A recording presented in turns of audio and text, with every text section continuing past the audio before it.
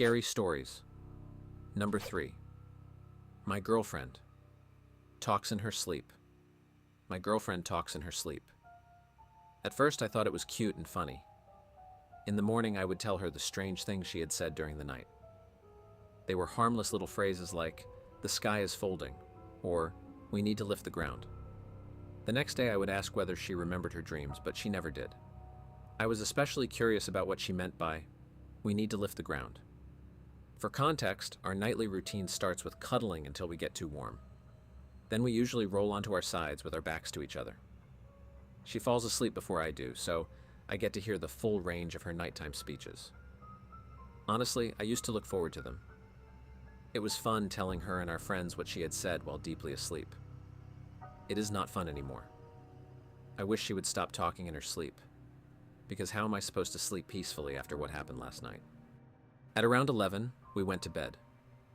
She was already asleep while I was still reading. We were lying back to back when I heard her mumble something under her breath. I could not understand the words, but I looked away from my book to check her face. She was sleeping peacefully, so I went back to reading and became completely absorbed in the book. At some point, I fell asleep too. The next thing I remember is waking up to my girlfriend's loud voice. I opened my eyes and realized that we were now facing each other. Her eyes were stretched wide open. She was staring directly at me from only a few inches away, but her expression was empty, as if she were looking straight through me. Those eyes. God. She looked as if she were forcing them open as wide as they could possibly go. They were the same eyes I had fallen in love with, but at that moment they terrified me. My heart started pounding. Running entirely on adrenaline, I threw off the blanket and jumped out of bed. Her eyes followed me, but the rest of her body did not move. She looked like one of those portraits whose eyes follow you around the room. For a second, I thought the light from my reading lamp had woken her, and that she had said, "Could you please turn off the light?" But as I stood beside the bed and watched her, I realized I was wrong. Her body remained still, while her eyes darted from me to different parts of the room. I gathered enough courage to ask, "Are you okay?" She did not answer. While I spoke, her gaze locked onto me. Her breathing did not change. It was clearly the slow breathing of someone who was still asleep. Then, while staring directly into my eyes, she spoke in a very low voice. "Come back to bed, sweetheart." My girlfriend had never called me sweetheart. We have pet names like Pumpkin and Cupcake, but sweetheart is something only my grandmother would call me. I decided to understand the situation a little better before climbing back into bed with a potentially possessed woman. "You are not awake, are you, babe?" I asked. She did not answer. Her eyes snapped from me to the wall, then to the door, then to the ceiling. When her wide-open eyes rolled upward, I nearly ran out of the room. In the dim light from my reading lamp, the whites of her eyes glowed. I could not see her pupils. Then she lightly tapped her fingers against the blanket and said sharply, "Of course I am awake. Come back to bed. Now." Watching her fingers made me hesitate. She had never sleepwalked before. Maybe she really had woken up and was only stretching her hands. But the fingers were moving incorrectly, as if something were pretending to control them. One finger pointed straight down, while the others stuck out at awkward angles. Those hands did not belong to my girlfriend, but they were trying to imitate normal movement. I said, "Honey, I am going to get some water. I will be right back. Do you want anything?" My actual plan was to run out of the house the second I crossed the doorway. With terrifying seriousness, she spoke again in the same low voice. "Take one more step, and I will rip out your throat and shit down your neck." I was completely stunned, but I knew I could not let her see how badly I was panicking. I said, "What an interesting offer, but I think I will just..." Thinking quickly, I grabbed the water bottle from the nightstand. That clearly upset her. She began screaming hysterically and dragging herself toward me with those twisted fingers. It was not a human scream. It was shrill, wet, and rattling. I thought people 3 houses away would hear it and come running to find out what had happened. I opened the bottle and threw the water over her. Somehow, I acted as if I knew exactly what I was doing. Her eyes closed. Her distorted limbs relaxed. She fell asleep again. I will be sleeping on the couch for a while, maybe forever. When she wakes up, she is going to have a lot to process. Update 1. I am typing this with shaking hands, and I may have a concussion, so forgive any mistakes or broken sentences. Morning has arrived after the night when the body of my kind, loving girlfriend was apparently taken over by something evil while she slept. I have been distant and cold this morning, so she can tell that something is wrong. I am still too shaken to explain that she tried to rip out my throat and defecate into it. I think you understand. I am exhausted. Naturally, I did not sleep all night. I spent the entire time in the living room with every light on, gripping a bottle of water like a weapon.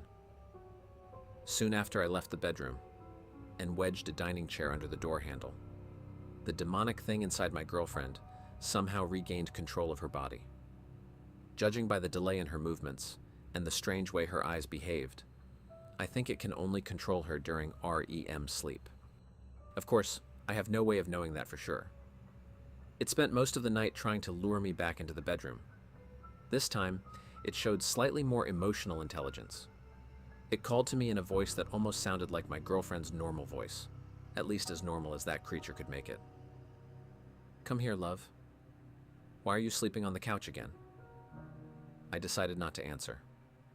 I did not want to give the demon anything to work with.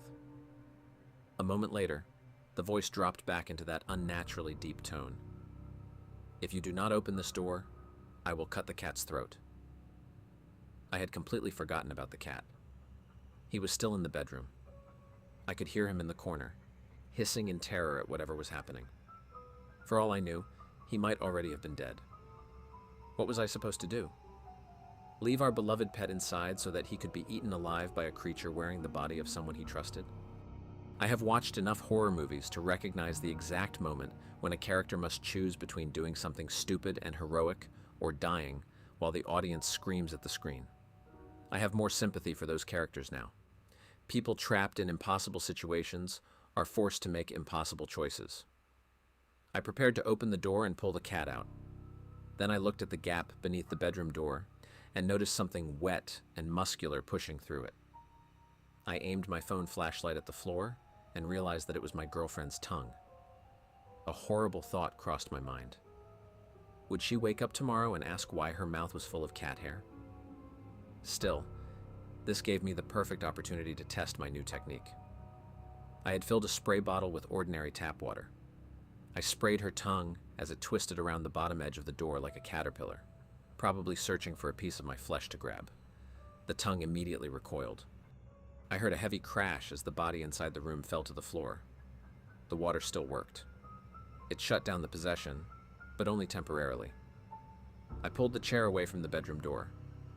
There was no time to wonder whether holy water was somehow coming from my kitchen faucet. I needed to move fast. When I tried to open the door, I realized that my girlfriend's unconscious body was blocking it. After a lot of effort, I managed to push her limp body far enough to squeeze inside. I tried not to look at her too closely, but I noticed that she was covered in some kind of black, oily slime. The bed and floor were soaked. Now I understood why the door had been so difficult to open. That demonic sweat was sticky. She had practically glued herself to the floor. I stepped carefully into the bedroom, trying not to touch the supernatural glue. To my horror, I could not see the cat. Logically, he had probably crawled under the bed. That meant I had to lie on my stomach and reach beneath it. The absurdity of the situation was overwhelming. I held the spray bottle in one hand, pointing it at my deeply sleeping girlfriend, while I reached under the bed with the other. Without taking my eyes off her, I felt around blindly until my fingers found a patch of soft fur. I grabbed one of the cat's legs and tried to pull him toward me. He tore himself free and crawled even deeper under the bed. Apparently, he had no intention of making this easy. Frustrated, I looked away from my girlfriend to see where he had gone. I could not spot him. I set the water bottle on the floor so that I could use my phone flashlight under the bed. He had wedged himself too far back to reach from that side. I would have to go around the bed. As I pulled my head out from beneath the frame, I realized that I had made a fatal mistake. My girlfriend was awake. She stood over me like a dark tower while I lay helplessly on the floor. From that angle, her teeth looked sharper in the light from my phone. I still do not know why I had not turned on the bedroom light. The same thick black glue dripped from her mouth. Her hair, normally a beautiful chestnut color, was so saturated with the black substance that it clung to her head as if she had just stepped out of the shower. Her eyes were wide, bloodshot, and yellow. She looked tired. I was tired too, but I needed to get out. Saving the cat would have to wait. I started crawling around her legs toward the open door. Then she grabbed both of my ankles. There was nothing gentle in her touch anymore. Her nails cut small wounds into my skin. With inhuman strength, she began lifting me by the legs, apparently planning to eat me alive, starting with my toes. But she did not know one thing. I never skip leg day. I kicked her directly in the teeth with both feet.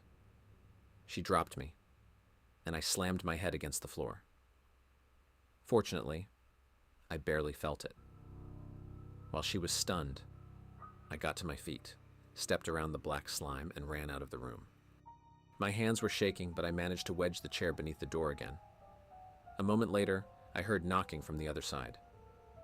"Baby, come back to bed. It is late. You are going to be so tired at work tomorrow." After all that effort, I still did not rescue the damn cat. My spray bottle is still inside the bedroom too. What the hell am I supposed to do now? Update 2. Here is what I know so far. 1. The possession ends when my girlfriend wakes up, although part of me still cannot believe any of this is real. 2. She remembers nothing from the previous night. 3. Water stops the possession, but only for 2 or 3 minutes. 4. The black slime she produces in that state disappears by morning. The bed and floor were only wet from the water I had sprayed. 5. The cat is alive. 6. I need help. She was in another room on a work call while I tried to focus on my own job. My eyes were on my laptop, but my mind was nowhere near the screen. After admitting that I was not going to accomplish anything useful, I gave up and started thinking about the next step. I needed an exorcist. Normally, I am not the kind of person who calls an exorcist. I am the kind of person who laughs at the idea and assumes the whole business is a scam. After all, you cannot remove something that does not exist. I am definitely not religious, but I decided to put those doubts aside. I was not going through another night alone. I felt completely out of my depth, but I did not want to contact a church. So I found an exorcist on Craigslist. Money was not an issue. I needed this thing out of my girlfriend. He said he could come that evening. In his message, he stressed that my girlfriend must not learn what we were planning while she was awake. If she found out and could not fall asleep, he would not refund my money. That was exactly the level of professionalism I expected from a Craigslist exorcist. I was not thrilled that a stranger now knew my address, but it was too late to back out. That day was the longest of my life. I felt sick, nervous, and physically exhausted. I flinched whenever my girlfriend spoke. I could not look into her eyes without imagining the horrible yellow color they became at night. At lunch, I heard her happily humming in the kitchen. She truly had no idea what was happening. Watching her hold a knife and chop vegetables filled me with a sense of approaching doom. Eventually, the workday ended. My performance that evening deserved an Oscar. Following the exorcist's instructions, and unable to invent a believable excuse, I climbed into bed beside her. I had already moved the cat into a comfortable spot in the living room. We lay side by side reading. Then she leaned over and kissed me goodnight. I kept my eyes open during the kiss. She switched off the lamp on her side, but I left mine on. Every muscle in my body wanted to run, but I had to stay calm. She could not suspect anything. I knew I would be safe if I left only moments before she fell asleep. Then she lifted her head and asked, "Why is your heart beating so fast?" I invented an excuse immediately. I scared myself with this book. maybe reading horror before bed is not the best idea. Fortunately, she laughed at my love of horror stories and put her head back on the pillow. I began counting. After 3 minutes, exactly 180 seconds, I decided she had probably drifted off. She did not react when I stood up. I left the room, wedged the chair under the door, and waited. "Where are you, Pumpkin? Can you not sleep?" The voice sounded so much like my girlfriend that I briefly wondered whether I had imagined everything. I still refused to risk answering. "It is so cold in here without you, baby. Come back to bed." I was sure that wherever this creature came from was very cold, but I was not opening the door. Then it said, "Someone is walking up the driveway. It is late. Do not let him inside." A knock came from the front door. I opened it and found a tall man standing beneath the porch light. He wore traditional priest's clothing. He looked a little like Ethan Hawke in First Reformed, except his body was clearly covered in tattoos. They showed beneath his cuffs. He looked almost exactly like the kind of Craigslist exorcist I had imagined. There was no time for introductions.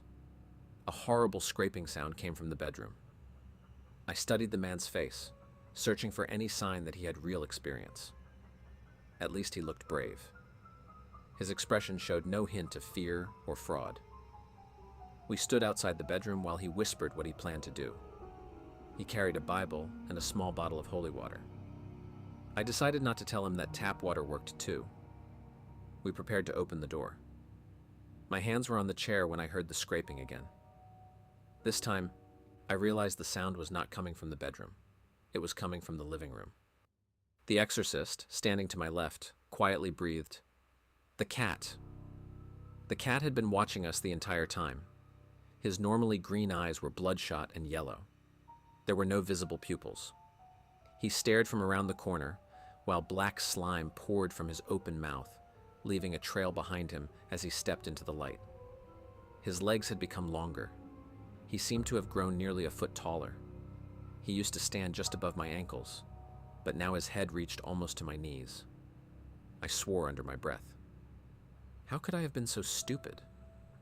Of course, the cat had become possessed too. He had spent the entire night in the bedroom, probably licking that thick black slime as if it were wet food. The plan changed. We had to deal with the cat first. Then, I swear to you, the cat spoke. His mouth hung wide open, and his body remained completely still. But the voice came from him. It was the same deep, nightmarish voice I already knew too well. "I told you not to let him inside." At that moment, my girlfriend demanded attention again. Her knuckles began hammering against the bedroom door. "Let me out. Let me out. Let me out." I tried to process everything. The instant I looked away from the cat, he launched himself forward like a rocket. He climbed the tall priest, wrapped his unnaturally long legs around the man's neck, and squeezed like a snake. The cat stared at me with a dark, threatening expression, while the exorcist desperately tried to pull the elongated legs away from his throat. He dropped the Bible and the holy water. For 1 second, he managed to free his airway and shouted words that sounded like a Bible verse. The cat immediately silenced him by forcing its tail deep into his mouth. The exorcist began convulsing. Panic took over his entire body, but he could not break the cat's grip. The claws carved bloody lines into his neck. It was my turn to act. I grabbed the bottle of holy water from the floor, forced open the cat's jaw, and poured the contents directly into the throat filled with black slime. The cat collapsed instantly, as if dead. His legs fell in different directions. He lay completely still and apparently defeated, at least for the moment. We locked him inside a pet carrier. Then the exorcist and I looked at each other in grim silence. I asked whether he had dealt with anything like this before. Rubbing his neck, he said, "Of course, 1,000 times." It took all my strength not to roll my eyes. "I am very glad I called you," I said sarcastically. Update 3. While I explained to the priest that he must not swallow any of the black liquid, slimy tentacles pushed through the holes in the pet carrier. I was not optimistic about his chances, considering the cat's tail had already gone deep into his throat. More on that later. My thoughts were interrupted by my possessed girlfriend crying and screaming from the bedroom. "You do not love me. You never loved me." The door handle shook with terrifying force. The vibrations traveled through the entire hallway. Fingers appeared beneath the door, with thick black liquid dripping from under the nails. "Open this door, or I will kill the girl." The fingers disappeared. There was a pause. Then I heard glass shatter inside the room. Was she going to jump out the window? We lived on the 3rd floor. Surely a parasitic organism would not seriously harm its own host, right? The threat made the situation immediately more urgent, but I was completely lost. We had poured holy water down the cat's throat, yet his body had already transformed into something I could only compare to the creatures from The Thing. I wondered whether one of those twisting tentacles would tear itself free, crawl into an air vent, and grow an eye. I felt helpless. I could not spend every night for the rest of my life spraying my girlfriend like some damn pet chameleon. Still gasping after his fight with the cat, the exorcist forced out the words, "We need to open the door." And do what? Water works for only a few minutes. The ritual is too dangerous while she is in that state. We need to get her into the shower and restrain her. That was actually a good idea. I could not believe I had not thought of it myself. Feeling slightly more confident now that the priest had finally proved useful, I removed the chair. "Thank you, baby. Why did you lock me in here? I was so scared." My subconscious will probably never again be able to distinguish a demonic imitation from a genuine plea by the woman I love. I hesitated, but I forced myself to ignore the false sense of normality. I stepped backward with the chair in my hands. The room became completely silent. The lock clicked. The door slowly opened. Through the gap, I saw her shiny black hair plastered over her entire face. When her full body appeared in the doorway, she seemed several inches taller. Then one yellow eye appeared between the strands of hair. I searched that eye for any sign that my girlfriend was still somewhere inside. She held a broken piece of glass against her wrist. Before I could speak, the exorcist sprayed her with water. She tried to dodge, but a second stream soaked the pajamas my mother had given her for Christmas. I will never forget the helplessness I felt during the next few seconds. The demon used the final moments of control to slash deeply into my girlfriend's arm with the glass. That was not enough for it. It began biting through the remaining flesh. A moment later, her hand fell to the floor, into a disgusting pool of cloudy blood and black oil. I watched the human body transform in front of me. She convulsed on the floor until her skin returned to its normal color. I remembered a classmate at school who had seizures. We had been told to protect her head during an episode, but I could not move. The exorcist did not waste time reacting to the fact that my girlfriend had just lost her hand. He lifted her body, carried her into the shower, and turned on the water. I remained frozen, either from shock or from the concussion. My eyes moved from the severed hand to the shower, then back to the bedroom. The demon had turned our room into a nest. The walls, windows, and ceiling were covered in a sticky black mass that looked like spoiled milk. Drops fell from the ceiling fan onto the bed. Every piece of furniture was wrapped in webs of slime. The exorcist washed his hands in the sink, returned to me, and shook my shoulders. Apparently, he had been trying to get my attention for several seconds. "Anyone home? We need to move. I need your help now." I returned to reality. Angry at my inability to process the fact that our lives would never be normal again, he snapped. "Do you have rope, handcuffs, or anything else we can use to tie her down? There are towing straps in my car." "I will get them." I ran down the stairs, taking 3 steps at a time. I grabbed the keys from the hook, sprinted to the car, found the straps in the trunk, and raced back upstairs. Meanwhile, the priest had emptied our medicine cabinet, searching for bandages. His hands shook as he tried to treat the wound. I used one of the towing straps as an improvised tourniquet. We moved her unconscious body onto the bed and tied her to the frame. Her remaining hand and both legs were secured. Her head hung limply to one side. I wondered how long it would take before she changed again. Then she woke up. She looked at me in total confusion, and began sobbing as the pain hit her. "It is going to be okay, honey.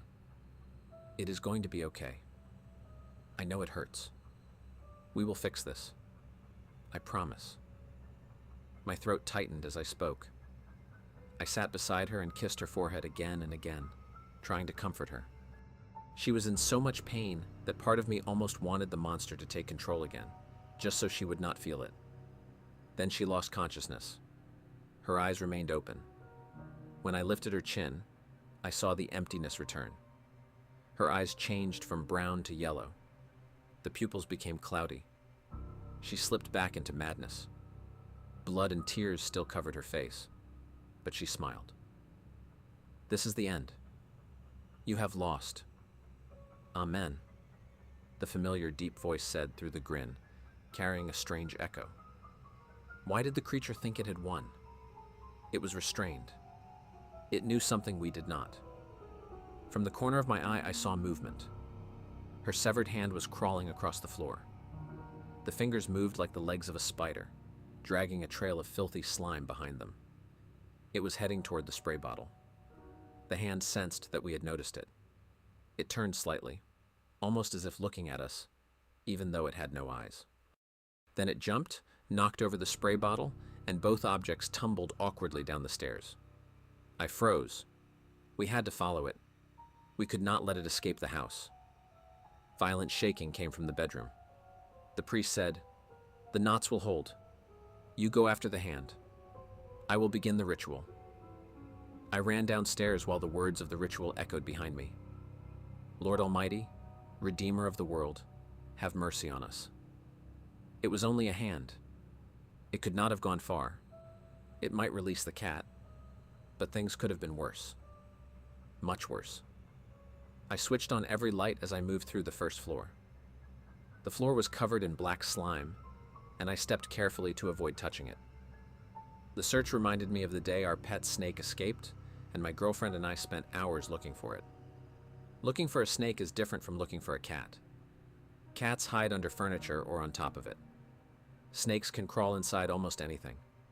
A hand could hide anywhere. Between couch cushions, inside the washing machine, or already outside. Still, I cornered it. It was behind the refrigerator. I pretended not to notice the trail of slime leading directly there, and walked casually to the counter to fill a glass with water. My weapon was ready. I approached the side of the refrigerator and looked behind it. Nothing.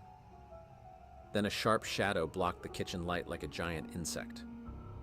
The hand had jumped from the top of the refrigerator, the perfect height to land directly on my face. The hand, still wearing my girlfriend's ring, clamped onto my head. It pulled my hair and squeezed painfully.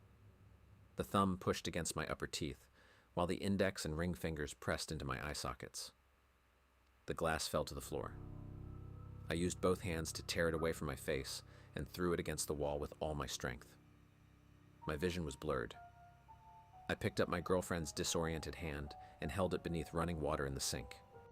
Then I splashed water over my face and rinsed my mouth as thoroughly as I could. I quickly filled a cooler with ice and water and dropped the hand inside. Then I ran upstairs, hoping, and probably praying, that the exorcist had succeeded. The upstairs hallway was quiet, except for demonic noises coming from the room where we had locked the cat. The priest stood over my girlfriend, muttering under his breath.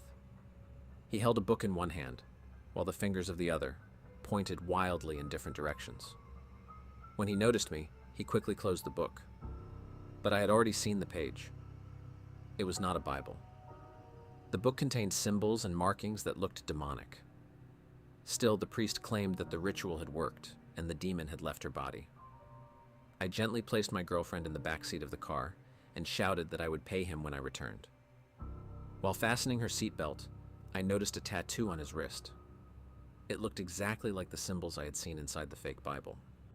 I drove to the hospital with the same speed and desperation I would have used if my wife were in labor.